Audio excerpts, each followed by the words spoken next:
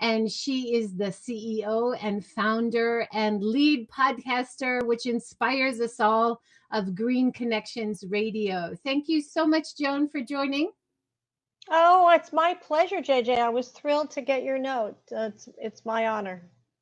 It's so wonderful to connect, even though you are focused on the American story, the American innovation, all of the initiatives in America. That has so much influence on what happens in Japan, what we are going through in Japan, and I think probably around the world. Very similar uh, topics of concern in terms of diversity and gender equality and innovation and clean technology. So it's wonderful to hear your podcast and then to be able to talk to you in person. It's really wonderful. Thank you so much. You're very sweet. And I do cover a lot internationally. I just don't do it I mean, not as much as you do. It's clearly like our policy discussions are US centric, obviously. But I've done a bunch on the UN, the Paris talks, and I've done a bunch on sustainable energy for all, and some other initiatives around the world. So I'm. It's really a pleasure to talk to you. And Japan has been right there. I mean, I did a little bit of fact finding before our conversation, and I actually, by the way, speaking of Japanese initiatives, I interviewed the head of hydrogen fuel cell vehicles on my show as well for Toyota. Jackie, who yeah, was Jackie Birdsall. Oh, I just saw on that you my have her show coming up. this week. No, she was Oh, on she's a couple days ago. That was because of your show. I was so inspired oh, to that's reach out to her. great. Yeah, Did that you was tell her wonderful. that it came from I seeing did. her on my? Oh, thank you so much. That's very sweet. I did. So Yeah, even though she's great. she's in the States, the focus is North American market, as you know very well. That's the biggest car market in the world, but she's working for Toyota, the Right. world leader for automobiles and probably world leader for clean automotive.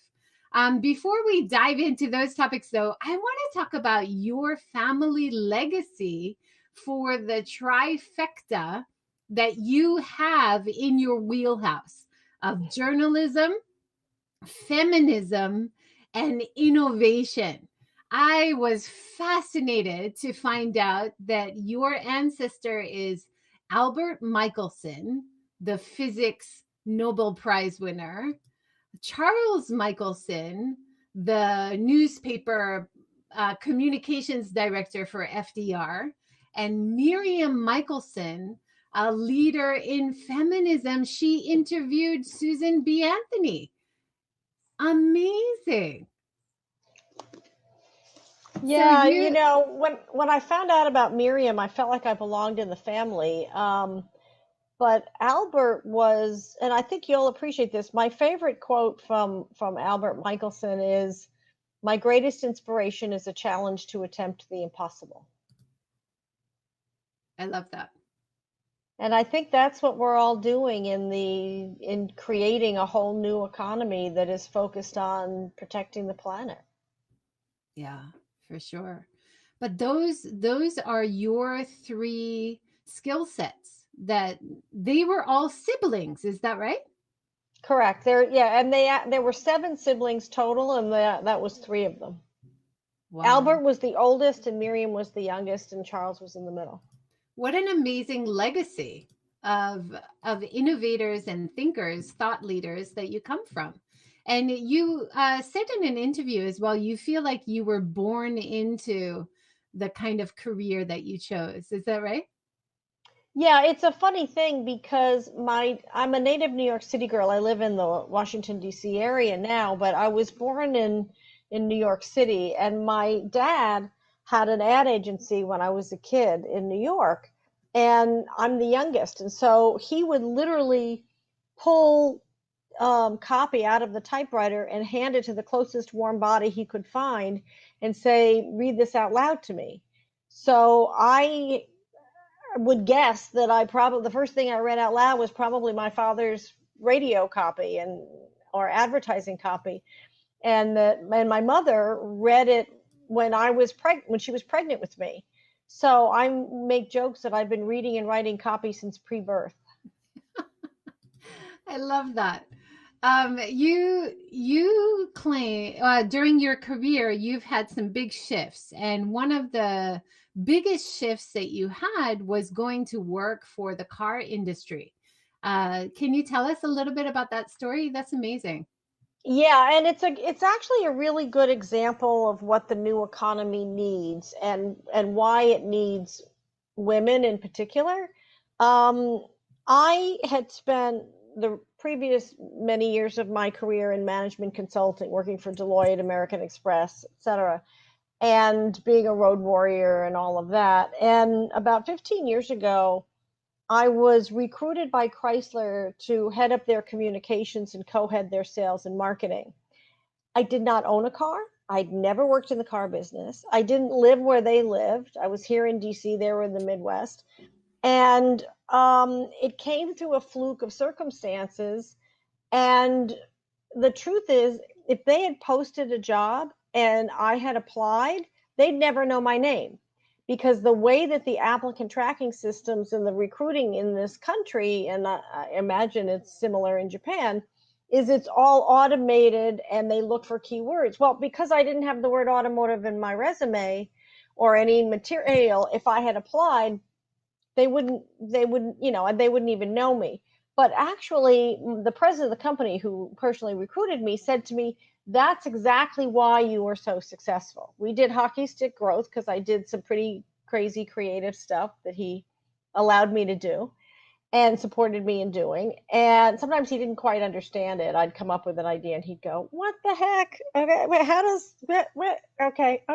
So if it's not costing me any money, go, But it's an example of the innovative thinking that we need. And it's also an example of being willing to take a risk into something that just seems really out of whack, right? And out of your comfort zone and out of your, I mean, obviously I had experience in communications, but I didn't know anything about it. I wasn't, I'm not an engineer. I'd spent my career in management consulting and journalism.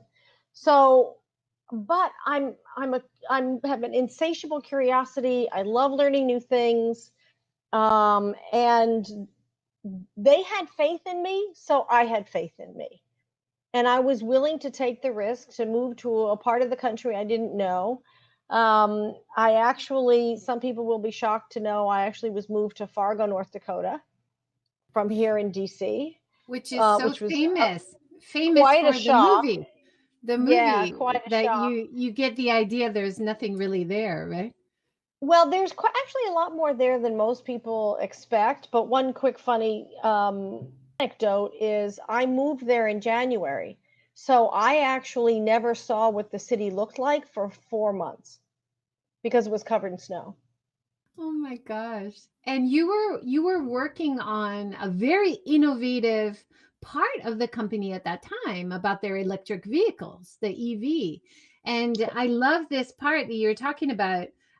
Once you started doing marketing and communication, you realized how underrepresented women were. Yeah. So you started to feature women in the marketing. I pulled up this old Chrysler EV ad featuring a woman. I wonder if you had a hand in this. I don't know. We did, I was part of Global Electric Motor Cars. And, it's funny, I featured women in the cars, but I also, more importantly, targeted women buyers, and I featured women in our dealer network and in our corporate team. And there weren't that many. There still aren't that many female dealers in any franchise. But I've always been advocating for women, even when I was in management consulting. I think women historically don't get the microphone, they don't get the visibility, and I mean the microphone literally and figuratively. And women don't get the opportunities that men do. And so I wanted to do what I could, and I still do this, as you know, to elevate these women and give them an opportunity to show what they can do. And from an economic standpoint as well, you argue that women, especially for cars or big purchases, they're the ones who are making the decisions. They have purchasing power. Yes, women make 85% of purchasing decisions, at least in the United States. And I actually think in Japan it might be just the same too, because I know that I've understood, I should say, that women make by far the lion's share of economic decisions for the family too. The salary, even if the woman's not working, the salary comes to the family account, which is usually managed by the woman. Yeah, the housewife even has a lot of decision making power for the family wealth or the family savings. Yeah, it's amazing. So during that time, did you transition from the car industry back into journalism? What happened next? What was your next step? Well, Chrysler blew up and was taken over by the government, and my division was sold. And essentially, they really hardly kept any. First of all, they moved it to another location, or they moved the assets. Most of the people scattered all over the place. They were staying in the Midwest. I interviewed with them. I really did not want to stay in the Midwest again, to be honest. So I came back to DC, and I was doing journalism and public speaking and some consulting. And somebody came up to me at a conference and said, "We'd like you to do a radio show on our network." And I had been thinking of a show in my head anyway, and thus Green Connections Radio was born. But I decided that I was going to feature mostly women for all the reasons we were just talking about. And I feature only women now. In the beginning, I interviewed a handful of men, and then I got pushback from my audience. But as I'm fond of saying, if I get Barack Obama or Joe Biden or Pete Buttigieg, I'm interviewing them, so get over it. But yeah, that's how Green Connections Radio was born, and I've been doing um, coaching and consulting and journalism and public speaking ever since. I mean, obviously, in the last 18 months, the public speaking's been virtual, if at all. Yeah. I love this picture. I think it's from 2005. It's quite a while ago. You're interviewing someone in the military, Yeah, it's Assistant actually Secretary that's of the not Army. 2005. That was only about 4 years ago. That Ah, was okay. yeah, that was literally 4.5 years ago. That was at the Pentagon. I'm interviewing Catherine Hammock, who was the Assistant Secretary of the Army for Energy, Installations, and Environment. She instituted the net zero program for the United States Army, which is really a fascinating study, actually. And this is just kind of a quick little thing. One of the benefits of, well, I don't know if you know this, but military installations in other countries, at least American ones, tend to be somewhat isolated from the community they're in. And the what she did though was part of the net zero program is obviously maximizing assets. And so she found that integrating more and partnering more with the community saved an enormous amount of energy and water and reduced waste. So she actually created stronger relationships with the communities where the army bases were, which had all kinds of positive effects for the economic development of the community writ large. And of course, the people on both sides, in both the community and the base. That is so interesting. And I think the military has such a big role in terms of moving forward in sustainability and female empowerment. It's a microcosm of America in so many ways and American business in so many ways. I love how you're using a reusable water bottle as well. You got to walk the walk when you're talking the talk, right? Yes, exactly. Yes, absolutely. So on your show, you have such a diverse feature of speakers. So you have policymakers like Catherine Hammock here. You have developers, you have artisans, you have people in clean tech. How do you find everyone? Is it just friends of friends? Do you search online? What's your strategy to find great speakers?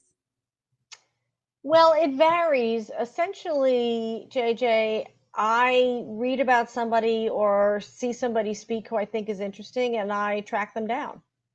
I see you have a picture of Secretary James, who's immediate past Secretary of the United States Air Force. And I read an article about her book. She wrote a book on success and careers and has done a lot for women in the Air Force. And obviously, the Air Force has done a great deal in climate issues. And so I just tracked her down and invited her to be on the show. Some of the other people, Coco Brown, I see you have in that picture. I heard her speak at another conference, webinar I was on with a group I'm in. Barbara Y from Apple, she was head of diversity for Intel, and I met her at a conference and I invited her to be on the show. The other JJ Lee, makes recyclable masks. Someone came to me with her idea because I've done a lot on sustainable fashion, which is a huge problem. The whole fashion industry worldwide is extremely unsustainable. And they're getting a lot better. There's been a big push around it, but it's an issue. So sometimes they come to me, sometimes through, a PR person. 90% of the time, the PR leads I get are irrelevant. But I speak at a lot of events. I read about people. I have a lot of inputs. I hear about somebody who I think is really cool, and I invite them to be on the show. Yeah, it's awesome. I loved to come across your podcast. And I was like, oh, this is awesome. It's all about sustainability. And then I was like, it's all about women as well. Like, I was just like dumbfounded. I can't believe I found this. And I can't believe all these amazing talk show guests that you get. And it's a dream to have, like you talk about, there's underrepresentation from women in so many of these fields, but to be able to find such a diverse group of women who are in these fields as minorities, but they're really making positive changes and in such diverse and interesting ways. And all their stories are so unique, but yet there are similar threads amongst them all, right? Absolutely. I believe, JJ, and you're an example of this too, that women are natural innovators because we historically have not had control of the budget and the authority in executive roles. And so we've had to find another way to solve a problem. And a lot of it is influence management. A lot of it is what I call bubble gum and rubber bands, putting things together haphazardly.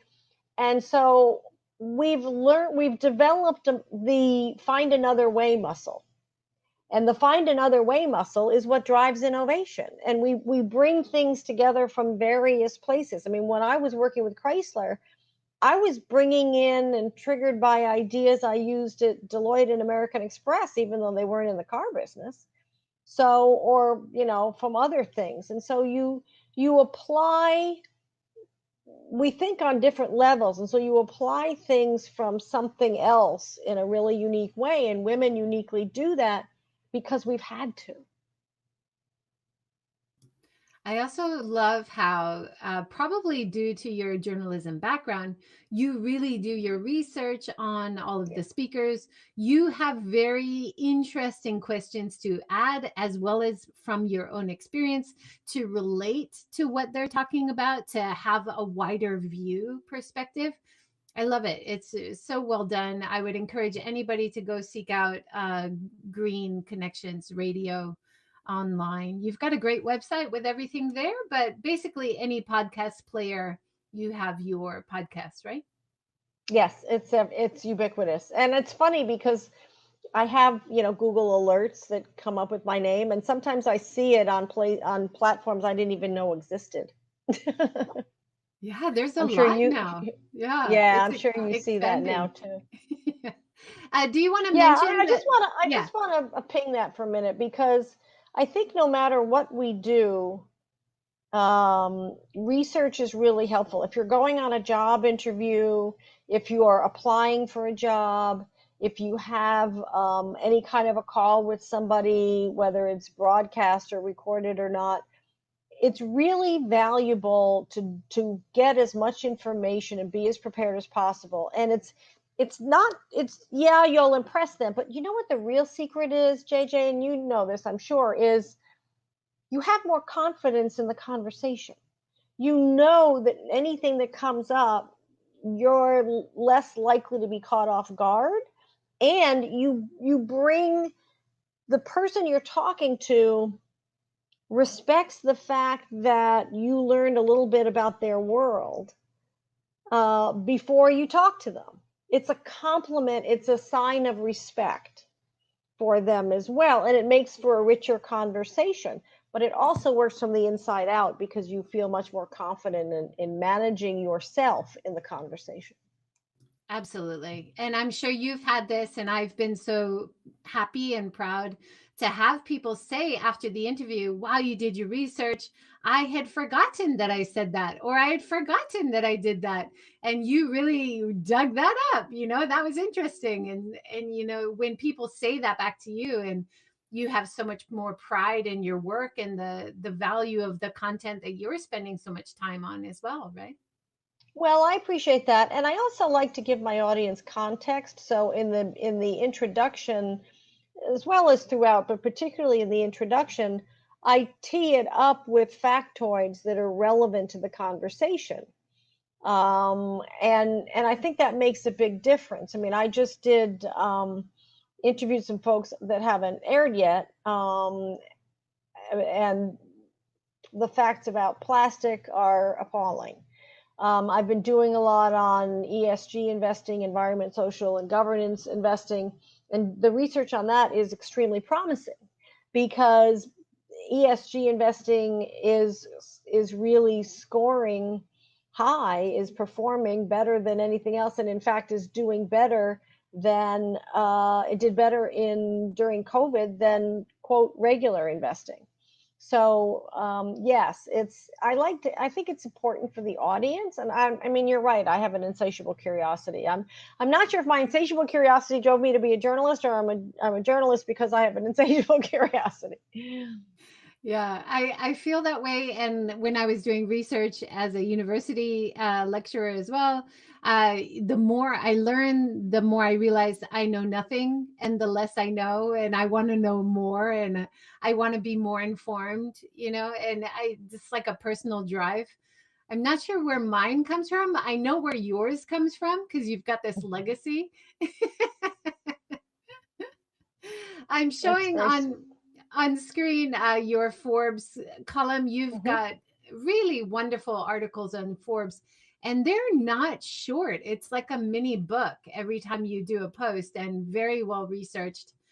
So like you mentioned, talking about the plastic pandemic, also talking about ESGs, are your most recent articles really insightful. Well, I appreciate that. That's very kind of you. I do a lot on career advice also, especially for women, but it really applies to anybody who frankly feels a little underrepresented.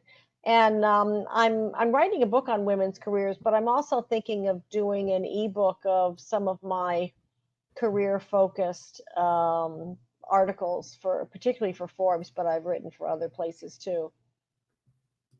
It's really funny that you mentioned careers because that is my next topic to talk about with you. Now, I dug up this 10 lessons for your career journey, and I believe this was 2015. So I wanted to check on your 10 career tips with you and see if there's anything that you would have changed. I thought this was really interesting. Let's see if I can bring it up a little bit bigger. So Yes. follow your intuition, be open to crazy ideas and choices, reframe a perceived setback, be kind to everyone, listen to people's values and agendas, stretch out your comfort zone, increase your self-awareness, make time for self-care, trust yourself, and keep asking questions. I love it. Anything you would change or update? I think they're pretty much the same, but I will tell you that I've done a lot on career lessons. I pull out career lessons from a variety of different places. I think you probably got that from a piece I did on another website. But I'm a big fan. I've been doing a lot lately too on um, goal setting and taking a unique approach to goal setting and finding a way, doing it in a way that acknowledges what you accomplished already and using what I call the breadcrumbs from what you've accomplished already to help you find direction for your goals going forward. Yeah, that's the image that I've used. And I think that's a really important thing to do. You know, that when you categorize what you accomplished in the 12 months prior, it increases your confidence and it shows you, because we forget how much we've actually done, right? We tend to take things for granted and just think about tomorrow, whatever. But when you recap, I actually have my coaching clients do a spreadsheet and have um, the category and the accomplishments, et cetera, in that. And then you can see, and what generated money for you and what didn't, but generated other value and brand value. And that way you can also see where your strengths are for who you are now, today. Not just because, so often we look at our resumes and we just think about what we've done before. But the story you asked me about going to Chrysler is a great example of this. You have to look forward. Who are you now? And what I loved about going to Chrysler was they tapped into who I was at that moment, and they changed my life. I mean, I've been in the green economy ever since.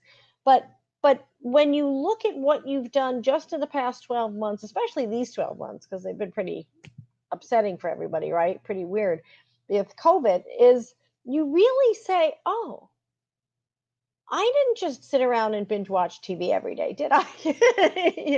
I really did get a lot of things done. And I've even put in things like people that I like people that I met that I didn't expect to meet, or groups I was in that, I mean, that one of the good things of COVID was everything was online. And so I could attend events that I previously couldn't attend. And so there's all those people that we meet. And so I think that's really, really important. It reflects who you are now, and then it provides guideposts for your next steps and helps you tune into what is it that I liked most in the last year that I did. And what do I want to do more of? What might I want to do less of? And then you can work on, if it's something that you're learning new, execution is important, right? Being good at what you do is important, obviously. And research, as you mentioned, plays into that. And so how can I get better at certain things? Like I'm periodically asking my editors at Forbes to give me feedback on stories. And I do some webinars with them on improving our stories, because I always want to learn. There's just, you always want to be as good as you possibly can be. And the world is evolving, so there's always more to learn. And of course, in the clean, green, sustainable economy, it moves, really fast. So there's always a lot more to learn. So I think I your lessons are really good. The ones that you found, that was good research. I had a guest on once who said something really interesting. There's just a couple others that I would add. One is, depending upon your career, this stage, this would apply. Some people may know this, but it's learn how money moves, which is kind of an interesting framing. If you figure out who makes money how, it's not just about being greedy. We all have to take care of ourselves. And women are not taught strategically how money moves and how you can leverage a contract to get a line of credit at a bank, for example, or why your credit score matters and when it doesn't matter, right? and certain things, that weighing the pros and cons of different functions, different aspects of money management. The other thing I want to say is, I'm a big fan of having multiple mentors. And when I say mentors, I don't just mean somebody who you have a call with every month. I mean, I have mentors I don't talk to every month, and I never have. But when you have, I mean, multiple people who you just say, "Can I talk to you for 10 minutes about this? I'm wrestling with a decision and I just really like your input." And then you ask multiple people about the same thing, and what happens is you get multiple strategies for responses. I mean, sometimes they're the same, sometimes they're different, but it forces you to not just go with what your mentor says, but it forces you to say, okay, so now what do I think? What resonates with me? What feels like the best solution to me? And if you're only meeting one mentor, on a regular basis, I mean, you can tend to say, oh, well, Sally, my mentor, told me to do this, so I need to do this, even if it doesn't feel right for you. Remember that everybody is coming from their own experience. And I even say this to my coaching clients. It's like, I have my experience. So your experience might not be the same as mine. And when you have multiple mentors, you're not getting trapped in somebody. You're not only seeing through somebody else's lens. Does that make sense? Absolutely. It's like having one favorite professor, right? You at university, you want to learn from a variety of people. You want to take in a variety of different topics and messages and decide for yourself based on your experience what's the right way forward. I loved your piece in Forbes on belonging and the Mm. speeches of Oprah and Stacey Abrams, to upcoming young people into their careers, and talking about the sense of belonging as well. And they are such amazing, inspiring mentors to so many people. That was great. Yeah, and one of the things that I loved about what Stacey Abrams said, to paraphrase, of course, is, and I feel this, as we said before, I've lived in 8 or 9 states in the United States. Um, Belonging is in here. Belonging is inside of you. It's not dependent upon other people. Yes, it's influenced by people who don't treat you well, but I had a coach once who said, and a prominent person who said, and I love this: wherever you are, you belong just because you're there. And I've been able to live in different places, and like you're moving from the United States to Japan, same thing, because we carry that sense of belonging inside of us, and we have the confidence to know that we'll find a way to fit in, make money, fill in the blank, make ourselves happy, whatever. I mean, I moved to Fargo without knowing anybody except the president of the company who recruited me, and I only knew him for 2 hours. Okay. And I was moving in the middle of the winter, 30 below zero, 3 feet of snow, 40-mile-an-hour winds, not exactly the social circle of the day opportunity, but you just wing it. You just have to have a sense of, well, I'm here because they invited me to be here. So I belong because I'm here. So that risk taking, do you find that particularly hard for women who are managing the schedules of children, managing a household? Taking risks maybe is more risky, do you find, when you interview all these women? Well, it is and it isn't, because the flip side of that is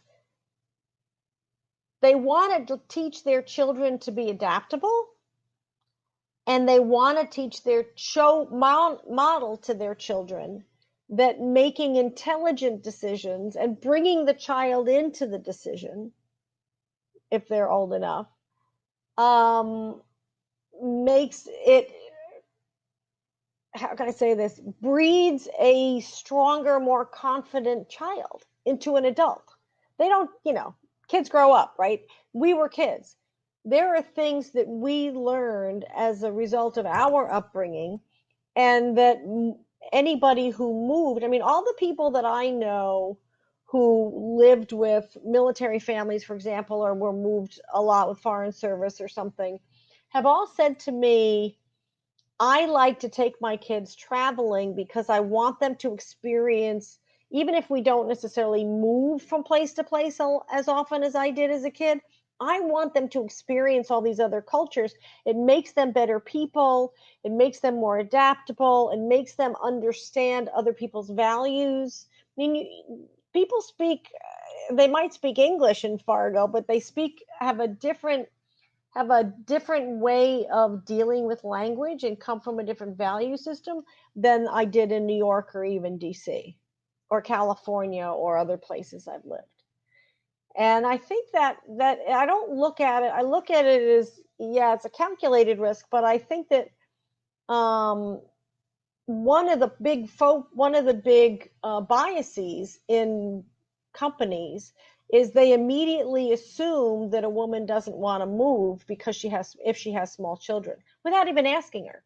I'll tell you a quick story. I interviewed Patsy Dorr, who was global head of sustainability for and corporate responsibility for Thomson Reuters, and she had been, I think, at Credit Suisse or another bank, and she had little kids, and she was talking to her boss, and in passing, I guess she's walking out the door, she stops and she turns around to him and she says, please don't eliminate me from contention for an overseas job because I have small children. Okay, bye, have a nice day. 2 weeks later, he offered her a job in Hong Kong. This What happens in she Japan all the time too, right? Because a lot of companies assume without asking that the woman doesn't want to do X because she has small children. And it's like, give me the option to figure it out. You don't, that's not in the way of a man. I mean, you don't assume that that's in the way of a man. He's got the same responsibilities as his wife or the mother.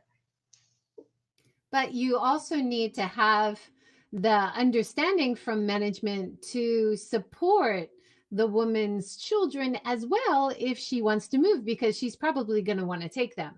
I had one experience when I was working at university where I created a study abroad program and I was a part of it, so I was going to go with the students, and it was a long program. It was going to be 6 months. So I assumed of course I'd be taking my children. Of They course. assumed, of course, you're not taking your children because you are managing this program. And that was No. a huge problem.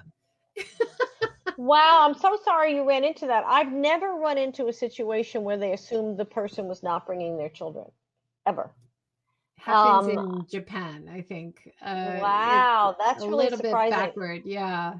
Yeah, that's really interesting. The um, More often than not, what happens is what I describe, which is they don't even consider the woman for the job because they assume that she can't. The other one is, help the kids help the family find schooling or childcare or whatever it is in the new place. I mean, the U.S. government, for example, has helps the spouse find a job, and I know some companies that do that as well. That's the way to do it. Let's Exactly.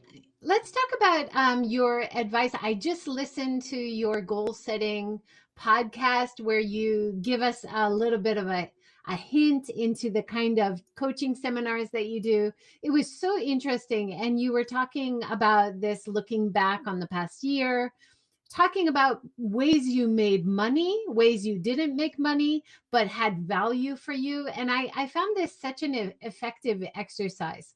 So I would definitely recommend people go and listen to that. That's available on your podcast now.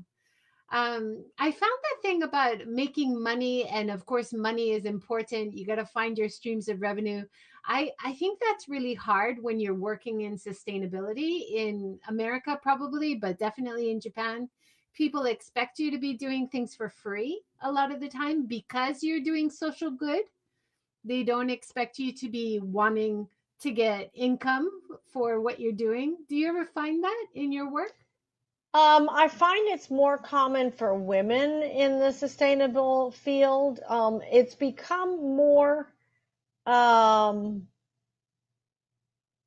it's become less common, I guess I want to say, now because people are realizing how you can make a bunch of money in the clean green economy.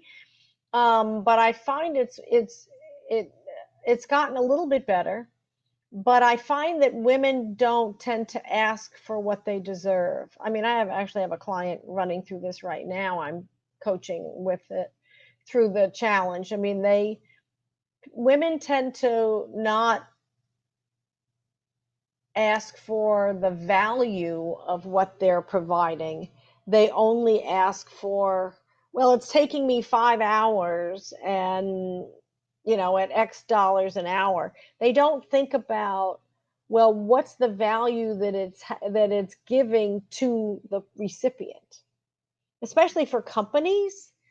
And so I think you need to think about what the recipient is getting out of it, not just how much time you have to put into it. The other one is women don't tend to add on a percentage for stuff happens, because even if you just say, well, it's going to take me 10 hours, guess what? It's probably going to take you 15 or 20. So I always tell people, whatever your number is right now, add 20%, which is also what consultants should do anyway, because 20% is approximately the same amount that would otherwise cover benefits that a company would provide. Plus, taking into consideration your expertise and your experience should add value to the price. You shouldn't be priced the same as someone who's only had 5 years, whereas you've had 25 years, right? Well, that's exactly right. And the other one is, and that's a really good point, because that also reflects the skills that you've developed from another industry that are that you are going to use in this job.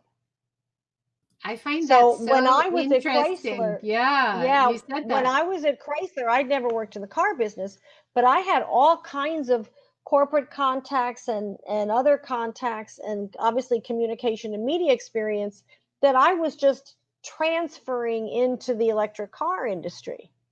So that's where the value is. I mean, part of what I was very successful at Chrysler, and frankly, I do some of it now too, is building partnerships. I brought together some what they thought were odd partners and ended up being extremely successful in helping the company achieve hockey stick growth. I love that about your story getting hired by Chrysler, because when you were talking to the head of the company, he had so many new ideas because you were bringing new perspectives to the conversation, and he realized the need for that in his company and introduced you as, we have too many people who are playing too nice. We needed to bring in a New Yorker to stir things up. I love that. Yeah, he was the culture in North Dakota that drives everything. The value is nice, and it's actually a phrase. It's called North Dakota nice.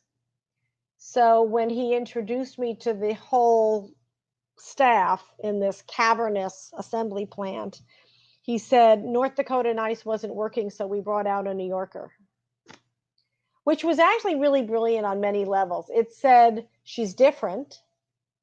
She's going to make changes. It's going to be uncomfortable. She's got my support. Deal with it, in a cute little pithy, funny phrase that made everybody laugh and then go, oh. So it It's made it, and he was very supportive of a lot of my crazy ideas. Well, that's so important to have that support. I was watching a program the other day, and they were trying to choose who had the best leadership qualities, and one of the people in the group had great ideas, but nobody in the group adopted his idea, and so they said, "Well, he's not going to win this. There's no way he can be a leader if he doesn't convince people to try what he's saying." So that part of your skill to communicate and inspire people to take a risk and try new things, that's it's not easy, but that's part of success, right?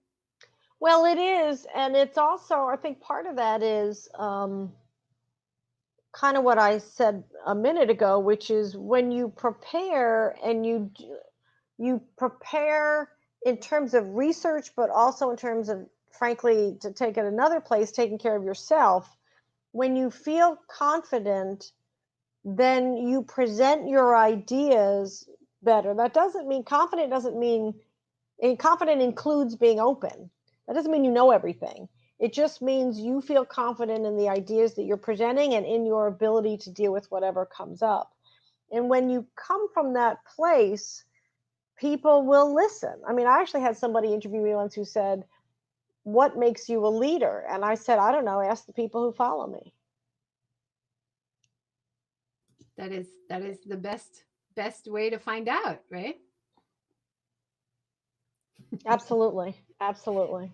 So let's talk a little bit about one of your recent articles about the Texas water energy crisis, because I think this is very relatable to the Japan situation about groupthink and what happens when you don't have diversity and inclusion in the people who are making policy decisions, right?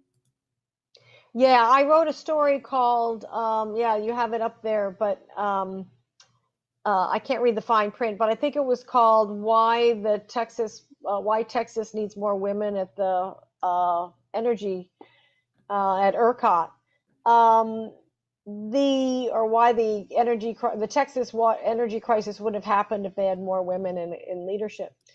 Um, it's kind of what we were talking about a minute ago. There you go. How women could have prevented the Texas water and power and water crisis.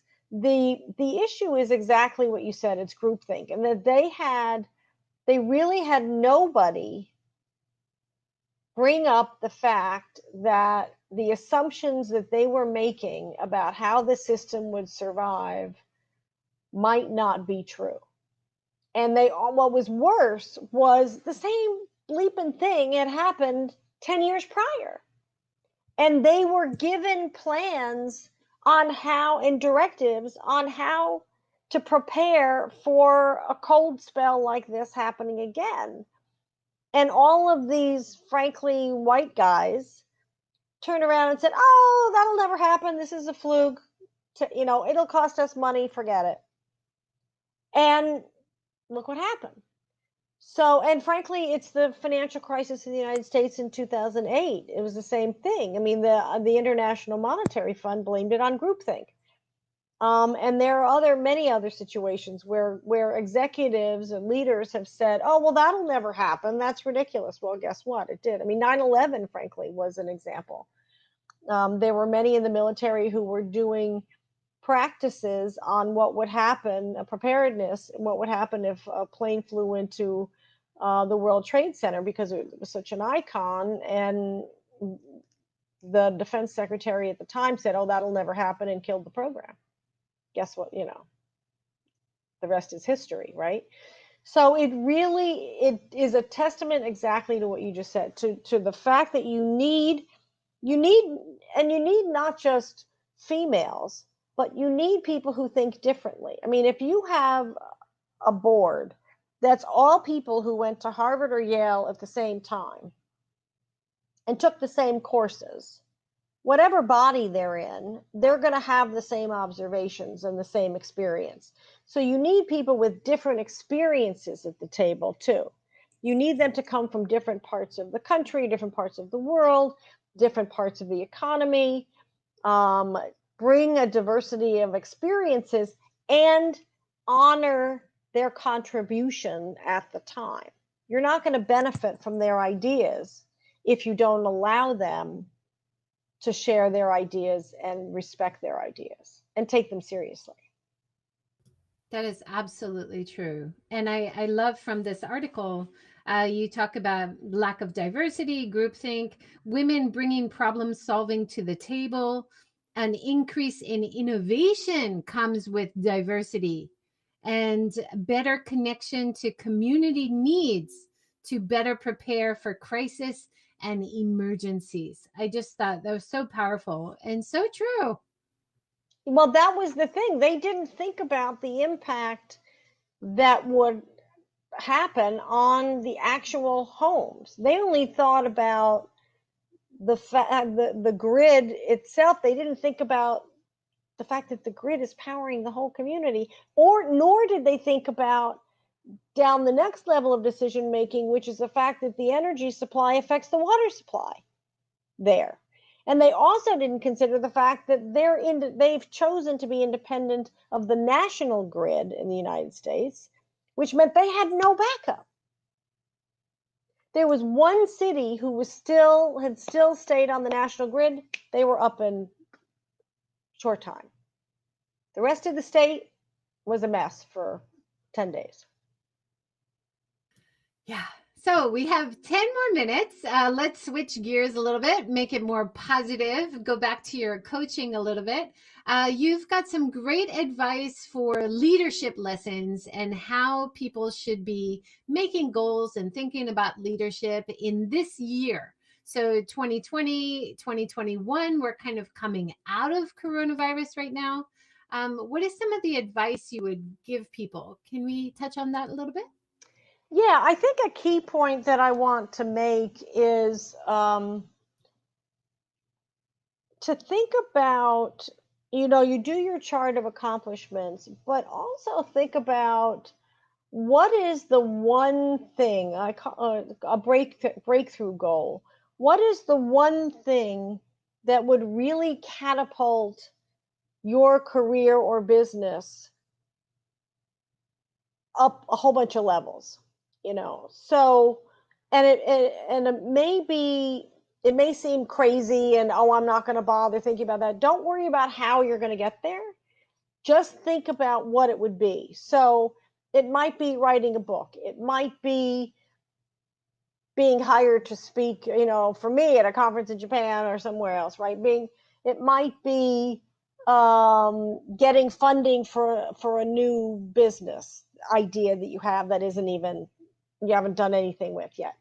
It might be writing a novel, getting your novel that you wrote as a kid made into a movie. I mean, it can be completely, quote, crazy, but think about a breakthrough goal that really would serve you in the next couple of years. Doesn't have to be tomorrow, but would serve you in the next couple of years anyway, or 3.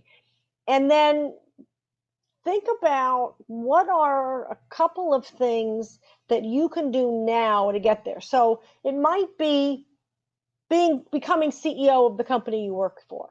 Okay, so what does your CEO need to know how to do, and what do you not know yet? You can take classes in that. Who do you need to know in order to get the experience and the other jobs you might need in the company to build up there? One of the things I like to do with my coaching clients is say, okay, so if you want this job, who has had that job and what's their bio? How did their career prepare them for that job? And who did they know that supported them in getting that job? And then you say, okay, so what can I do to kind of mirror that in my own way? And what skills do I have, maybe even that they don't have or didn't have at my stage? And how can I build on those, and how can I showcase those? Sometimes it's as simple as doing what you're doing a podcast. It can be writing. I mean, today, with all the free media outlets, you can write in Medium, you can write in LinkedIn for free. You don't have to be hired as a reporter to write your thoughts, but keep in mind that it's public, that everybody's going to read it. Proofread, do your research, write it as if you're writing it for the New York Times or the Japan Times or whatever your high standard is, right? And so figure out what that goal is, and then a couple of steps that you can do in the short term to start to get there. That does a lot of things. It can catapult your career, obviously, or your business, but it also it helps you think out of the box. It helps you think of the possible. As I said before, my great great uncle had this great quote: "My greatest inspiration is a challenge to attempt the impossible." And that's what that breakthrough goal is. It helps you figure out how you're going to attempt to achieve the impossible. And you don't have to have all the steps, but setting your mind on it and focusing on it periodically helps you get there, or at least get close. If you only want to get down the block, that's easy. It does take some risk. It does take building up your confidence muscles to believe that you can do that job when you get there, right? That you'll know what to do and what questions to ask and what information, et cetera. I mean, CEOs don't know how to do every job in their company. Mary Barra worked in several different aspects of General Motors. She's been there for 35 years. But she can't do every job. She doesn't build a car. That doesn't mean that you have to know every job. It means you have to know the questions that you need to ask, and you need to know who to ask them of to get the answers you need to make the right decision. So I think having a breakthrough goal is a really important thing that most people don't think about doing. They just like take out their old goals and then they make them whatever. But especially this year with so much that's changed, I mean, the world is just like throwing a deck of cards into the air and everything fell on the floor. I mean, it's Humpty Dumpty fell apart, but now you can put the Humpty Dumpty of your life back together a little bit differently. A lot of people whose careers were thrown a curveball through COVID, whether it's losing their job or being furloughed or even just working from home, have decided to, or really reevaluating how they want to spend their time, how they want to feel when they're working, what kind of people they want to be around. Do they want to be in an office? Are they tired of working at home? I've talked to several people who are like, I can't wait to get back to the office. And so this is an opportunity to really think out of your own box. And I think the breakthrough goal really pushes you there. That's awesome. That's awesome advice.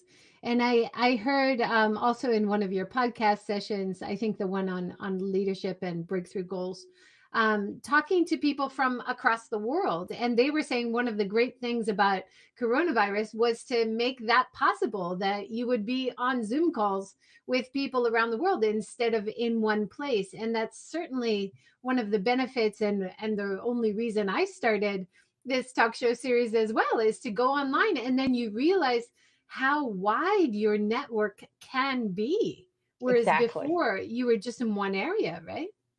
Exactly. And the other thing I want to say is, don't just think about your goals as a career thing. You have goals for your health and fitness. You have goals for personal relationships. You have goals for professional relationships. You have goals around money and finance. Um, and um, and so you have goals for every aspect of your life. And that makes that you have to remember you're a whole person. It's not just your career. It's what makes you happy, and contribution. And can be in recreation. It's like, I take walks out in nature.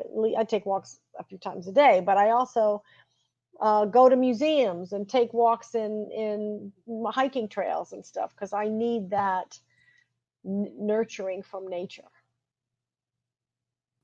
Me too, especially during coronavirus and feeling isolated. I think connecting to nature is really healing, as well as talking to people around the world. But you need that exercise, but you also need to connect on some way to plants and being Yeah. outside. It's so important. Yeah, yeah. Mother Nature is amazing. She really is. I interviewed a woman who's in Scotland who does coaching around helping people think using nature as a decision making model. How things happen in nature as a way to look at your decision making, which is pretty cool. pretty That's interesting. really cool. Yeah. We had a woman on the series who draws trees, and she takes people out to forests for workshops, and they draw trees and just be around trees, and other people who are arborists talking about the power, magical power of trees. I'm a big believer. Organic And farming, everything. your shirt is like a tree also. I wore this in your honor today because Oh, it's you're so Green sweet. Connections. Yeah. Yes, you're very sweet. That's really lovely. That's great. It's really, I love it. It's bright and shiny. It reminded me of your logo, so I said I have to wear that today. Oh, Well, you're very sweet. Thank you. thank you so much, Joan. That was a wonderful talk. So many great insights and takeaways there. I think relevant, very relevant for anyone in Japan, in the US, anywhere around the world. So thank you so much for being so generous with your time and your advice. Well, thank you, JJ, for the invitation, and thank you for what you do too. I mean, it's, you're bringing a message that the multicultural message that really needs to resonate with people, and it's important to remember that we are, we're all connected. No one country can solve the climate crisis. I mean, that's, we only have one Earth, and we're all in effect breathing the same air in one way or another, right? And so I totally honor what you're doing, and I'm fascinated. And now I want to come visit you in Japan. Oh, yes, please, please. Let's set up a big seminar or event so we can get you over and get some enthusiasm and momentum building in Japan. I'd love that. Oh, that would be wonderful. I'd be delighted. That'd be great. Well, thank you everybody for joining today. Thank you so much, Joan. That is the last talk for this week. Next week, we're starting on Tuesday with some more great talks. So I'll put up the schedule soon. Thank you so much, everyone. Have a great day. Take care. Thank you, Joan. You're welcome. Thank you so much. Talk to you soon, JJ.